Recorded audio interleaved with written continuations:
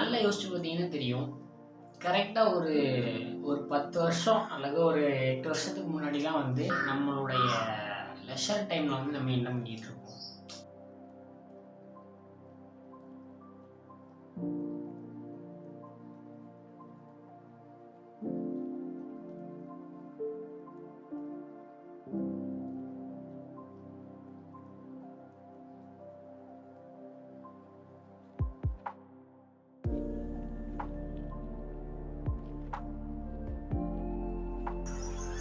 குடிச்சிட்டாரு.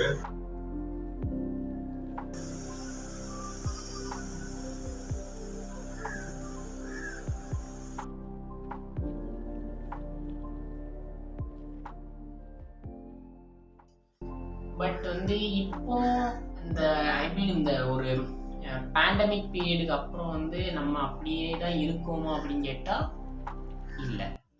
Major cos வந்து mobile தான். First internet, social media, இது எல்லாமே வந்து நம்மளை வந்து ஒரு மாதிரி சப்ரஸ் பண்ணி வைக்குது. நம்ம மைண்டே ஒரு மாதிரி டம்ப் பண்ணுது. அப்புறம் இன்னொரு ரீசன் வந்து பார்த்திங்கன்னா, நமக்கு இப்போ நிறைய லேசினஸ், ரொம்ப லேசி பர்சனாக நம்ம வந்து ஆகிட்டு இருக்கோம். இந்த பேண்டமிக் அப்புறம் எந்த வேலையுமே வந்து நமக்கு ஒரு ஆக்டிவாக நம்மளால் பண்ண முடியல. என்னையை சேர்த்து தான் சொல்லிட்டு இருக்கேன். நம்மனா உங்களை மட்டும் சொல்லலை, என்னையை சேர்த்து தான் சொல்லிட்டு இருக்கேன்.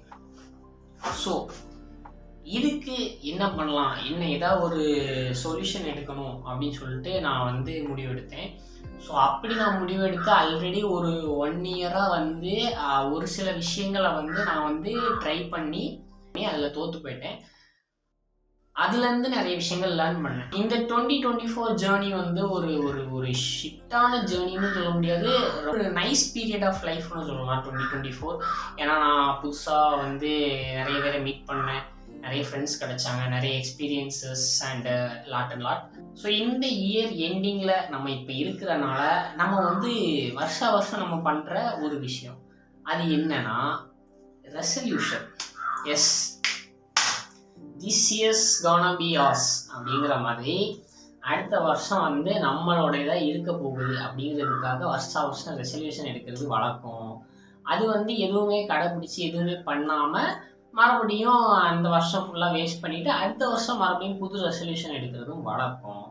இந்த வழக்கத்தை வந்து நம்ம வழக்கத்துக்கு மாறாக பண்ண போகிறோம். அதுதான் வந்து இந்த வருஷம் வந்து நம்ம ரெசல்யூஷன் எதுவுமே எடுக்க போகிறது இல்லை. அதுக்கு பதிலாக நம்ம வந்து என்ன பண்ண போகிறோம்னா ஹாபிஸ் பில்ட் பண்ண போகிறோம். எஸ், ஏன்னா வந்து வருஷம் இப்படியே போயிட்டு இருந்துச்சுன்னா ரொம்ப கஷ்டம், வயசாகிட்டு போகுது. அப்புறம் வந்து நீங்கள் வந்து உங்கள் பேர பசங்களுக்கு இன்ட்ரெஸ்டிங்காக சொல்கிறதுக்கு எந்த ஒரு கதையுமே இருக்காது. இப்போது நான் வந்து சப்போஸ் என்னுடைய பேர பசங்களுக்கு வந்து நான் ஒரு கதை சொல்கிறேன்னு வச்சுக்கோங்களேன். உங்கள் தாத்தா வந்து இப்படி வீட்டில் சும்மா இருக்கும்போது ரீல்ஸ் பார்த்துட்டு இருந்தேன், அப்புறம் போர் அடிச்சுன்னா ஷார்ட்ஸ் பார்த்துட்டு இருந்தேன், அப்புறம் மறுபடியும் ரீல்ஸ் பார்த்துட்டு இருந்தேன், அப்புறம் மறுபடியும் ஷார்ட்ஸ் பார்த்துட்டு இருந்தேன். உங்களுக்கே உங்களுடைய எக்ஸிஸ்டன்ஸை பார்த்து ஒரு கேள்வி வரணும், என்னடா நம்ம இவ்வளோ கேவலமாக இருக்கோமே அப்படின்னு எனக்கு வந்துச்சு. ஸோ அதனால நான் எடுத்த முடிவு தான் பில்டிங் ஹாபிஸ்.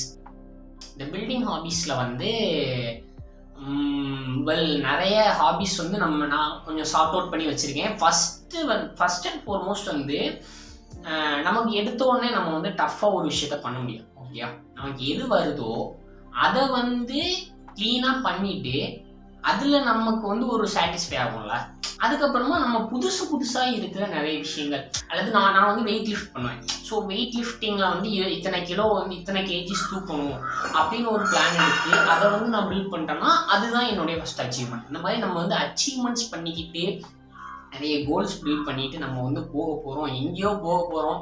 ஸோ இது வந்து இந்த மாதிரி மட்டும் இருக்காது, ஸ்கில் பேஸ்டாக நிறைய இருக்கும்.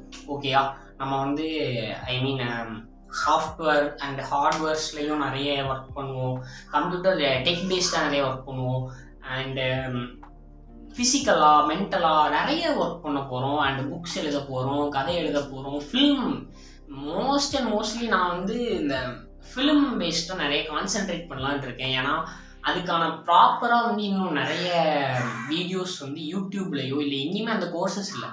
இப்போது ஸ்க்ரீன் ரைட்டிங் கோர்சஸ் இருக்குது, எடிட்டிங் கோர்சஸ்ஸு, சினிமாட்டோகிராஃபி கோர்சஸ்லாம் நிறைய இருக்குது. பட் வந்து இந்த ஆர்ட் டைரக்ஷன் பற்றின கோர்சஸ்ஸு, அப்புறம் வந்து இந்த மேனேஜிங் ப்ரொடக்ஷன் மேனேஜ்மெண்ட் அந்த மாதிரி விஷயங்கள் எனக்கு வந்து இதில் எதுவுமே தெரியாது. பட் இதை வந்து தெரிஞ்சுக்க போகிறேன். அதுவும் வந்து நான் தனியாக இல்லை, நம்ம எல்லாரும் சேர்ந்து தெரிஞ்சுக்க போகிறோம். ஸ்கெட்ச் போர்டு பண்ணுறது அதெல்லாம் ஆக்சுவலாக ஹாலிவுட்லலாம் பெரிய மார்க்கெட் இருக்குது. இந்த ஸ்கெட்ச் போர்டு, இந்த 3D ரெண்டரிங். ஆனால் நம்ம ஊரில் அது இன்னும் அந்த அளவு இதாகலாம். பட் இட்ஸ் கம்மிங், வந்துக்கிட்டு இருக்கு. ஸோ இப்போவுமே நம்ம லேர்ன் பண்ண ஆரம்பித்தாதான் நம்ம வந்து ஒரு ஸ்டேஜில் போய் நிற்கும்போது இட் லுக்ஸ் ஃபைன். ஓகேவா? அண்ட் புதுசாக நிறைய வீடியோஸ், நிறைய கண்டென்ட்ஸ் பண்ணணும். உங்களுக்கு என்னுடன் சேர்ந்து இதாகணும், ஐ மீன் நீங்களும் என்னுடைய சேர்ந்து க்ரோ ஆகணுங்கிறது என்னுடைய ஒரு ஆசை. உங்களுக்கு அப்படி விருப்பம் இருந்துச்சுன்னா நீங்கள் வந்து எனக்கு வந்து சப்ஸ்கிரைப் பண்ணி என்னோட ஜாயின் பண்ணி பண்ணுங்கள்.